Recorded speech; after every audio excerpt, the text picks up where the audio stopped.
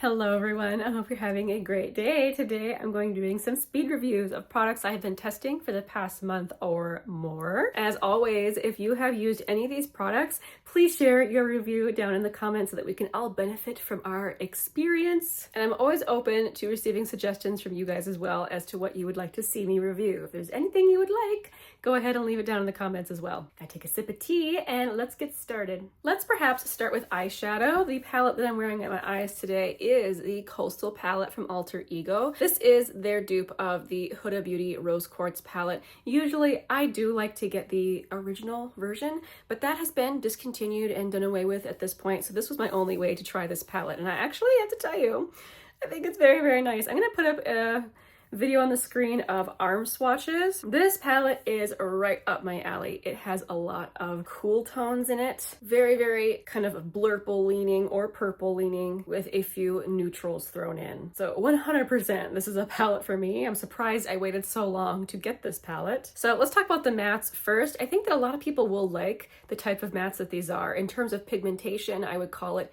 middling, and that makes it easy to control. They're also pressed moderately firmly in the pan, so you don't get a lot of kick up when you put your brush in it, but you can still pick up enough to do your eyeshadow.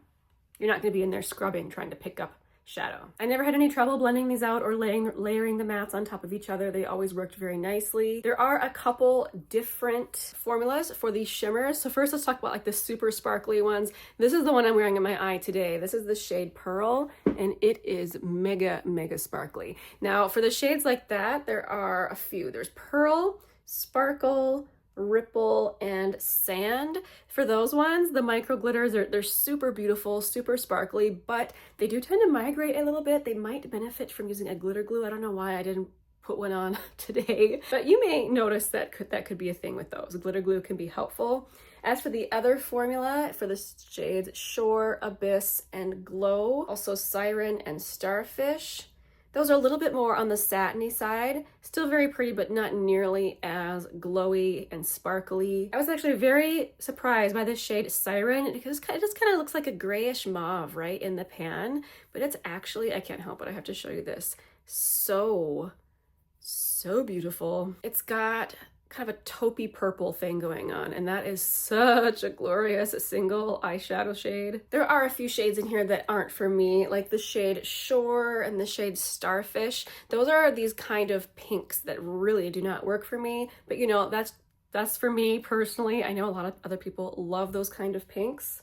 Also the shade down here called Coral, this is the gloss, which I have only ever tried one other eye gloss before, so I was very interested to see what I think of this. And this is one of those where it like came with like little balls of pigment in the gloss, and you're supposed to really kind of get your finger in there and mix it up. It's not really for me.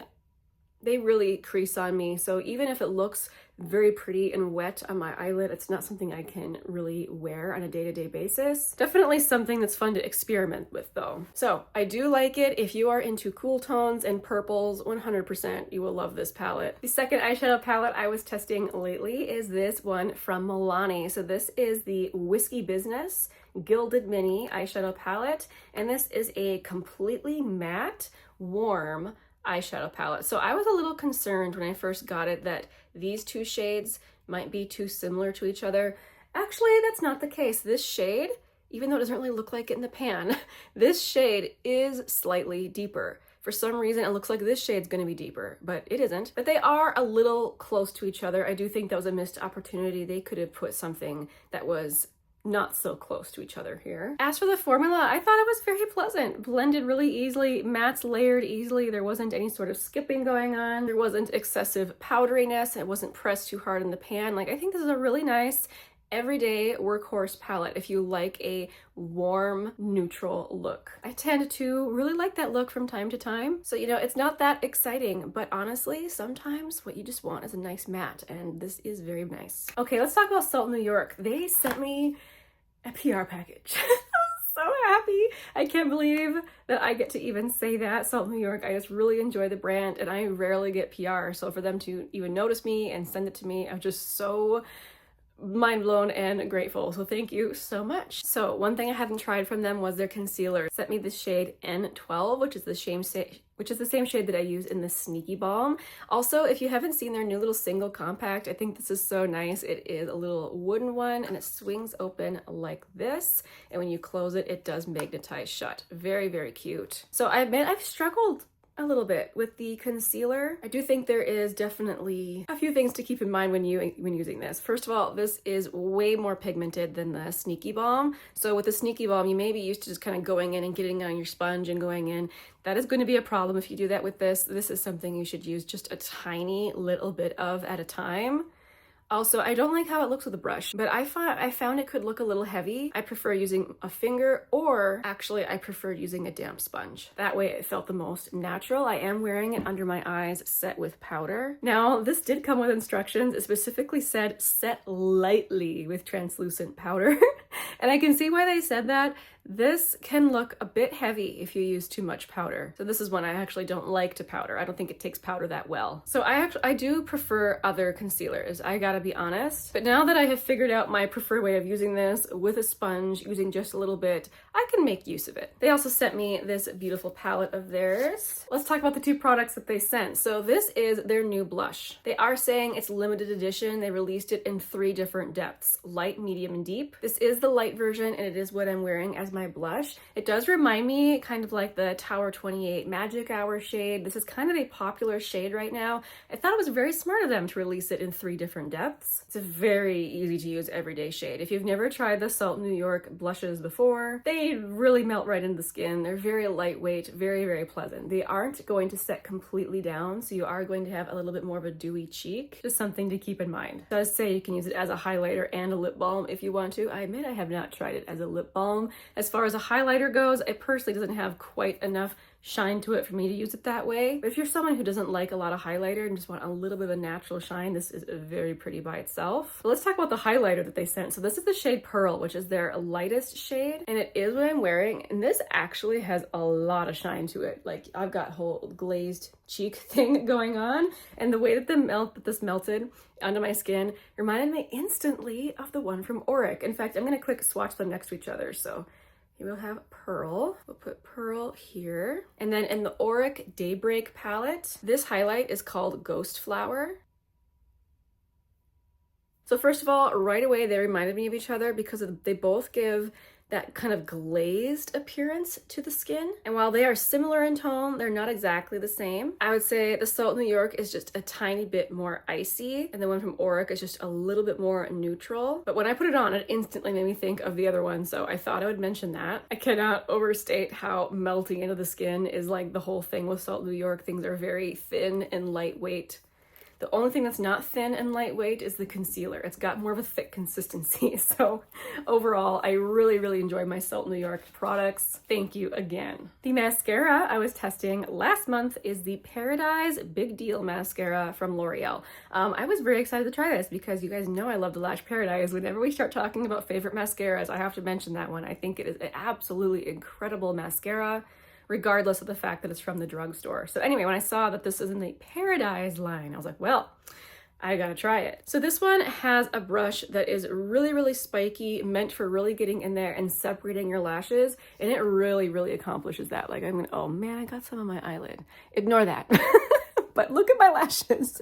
See how like super kind of separated but at the same time volumized. Like, this is a very dramatic mascara. Only thing for me is that this one does not wear very well, and in the short that I posted for this, I had someone else say the same thing, that it really gave them bad smudging. But then I had another person comment and say that they bought the waterproof version and it was perfect. I personally don't buy waterproof mascaras because they are rough to remove and I don't want to lose any of my eyelashes. In the meantime, I will enjoy using it. It doesn't smudge that badly on me. It's something that I can control just by putting it on my upper lashes like I did today. But if the original like L'Oreal Voluminous wears well for you, I think this one probably will as well. And in that case, I would highly suggest you check it out. It is a super dramatic kind of fake lash looking mascara. It was kind of expensive though. It's like $15. Let's talk about something skincare. So from Fenty, this is their Melt Off Jelly Oil Makeup Melting Cleanser. So you can see I've actually used almost half of it. One thing I really, really don't like about it is how it is dispensed. So you open it like this, but then in order to get any out, you press down here, and it's very, very difficult to control how much you get. I either got a tiny little minuscule amount or way, way too much. This is kind of a thick cleansing balm oil thing, jelly oil, so you don't need a ton. Most of the time I felt like I had way too much, and it was just so difficult to control. It did take off my makeup just fine, but I don't think I will be repurchasing this once I finish it. Let's talk about a blush from Laura Mercier. So I have another one, but the other one I have is one of the matte shades. This is the shade Peach, and this is one of their more satin, I wouldn't say truly shimmery, it's just more satiny. While I really enjoy the matte one, this one has my heart. I think this is so beautiful. Oh my. People rave about the Laura Mercier blushes. I do really enjoy them. I'm starting to enjoy them more and more. They're more of a buildable formula, so they're not one you have to be super careful with, and they're very thin and finely milled so that you can build it easily without looking like you have a lot of makeup on your face, and you just have a lot of control. I just wanted to tell you guys that I found this one, Peach, at TJ Maxx, and I like it so much. I'm definitely gonna be on the lookout for more shades there, for sure. Something that didn't work out, sadly, for me was this highlighter from Pixi. So this is the Hello Glowy powder, and this is the shade Friendly Blush. There is one that's a little bit lighter, a little bit more icy. So I couldn't figure out at first why this was throwing me off so much. I really did not like how this looks on me. So let me just quick give you a swatch. If you're fair enough, you could just use it as a glowy blush. But I wanted to use it as a pink highlighter. And I think the reason why I never liked how it looked is because the undertone is just a little bit deep for me. Like, it always just looked kind of muddy, honestly, on my cheekbone. And often if something is a little too deep for me, I will just use a little bit of it and I can usually avoid the issue. Well, that actually made the issue worse with this, because when I would just put a little bit down, then you could see the undertone more and not as much shine. So sadly, this one didn't work for me. I picked up 2 more shades of the Tints from Etude House. I am wearing one today. So this is shade number 4, and then I put a gloss over the top. So this is just adorable little products. And initially I had 2 shades that I like to use as cheek stains. However, these darker shades, I found them to be more patchy on the cheeks. And so I'm gonna be putting this in with my lip stain collection versus cheek stain. Even though they look absolutely wild in their containers, you can tell it's actually not that deep on me, and it's very easy to apply. I just put a little bit on my lip, and then I used my pinky to blend it out, and I actually thought that might be too messy. It didn't. It stayed in my lips very nicely. The only thing to remember is to make sure you don't have any like dry patches on your lips, dry flaky skin, because these will absolutely catch and kind of puddle on a dry patch. So exfoliate your lips really well before you use a stain like this. But this will last all day. This is the pinky I used to rub it in, and you can see my pinky is still stained, despite using a makeup wipe to try and get it off. So I now have 4 shades of these, and I love them. The gloss that I'm wearing over the tint is this one from Bare Minerals. So I've been wanting to try one of these forever. They've been out for years. This is what they call the Mineralist Lip Gloss Balm. I was hoping it'd be a bit more like other liquid lip balms I've tried that have a little bit more heft to them, a little bit more bounciness to them. This one's actually more thin, like a gloss. It's still very comfortable. I add just a little bit more. It's definitely something I will not have any trouble using. It's just not as thick as I was hoping it. I was hoping it'd be more like the Rare Beauty one, or the Kaja one. It does have a scent, which is difficult to place, kind of fruity. This is the shade Ingenuity. I'll give you a swatch of this where it's not layered on top of anything else.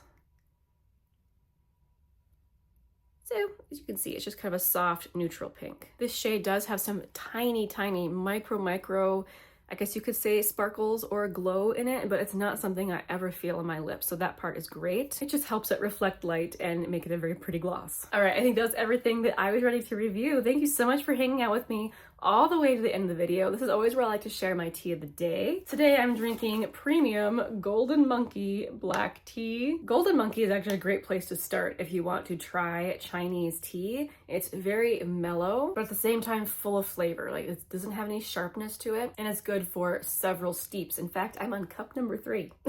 Again, thank you so much for joining me. I'll see you again very soon in the next one. Bye.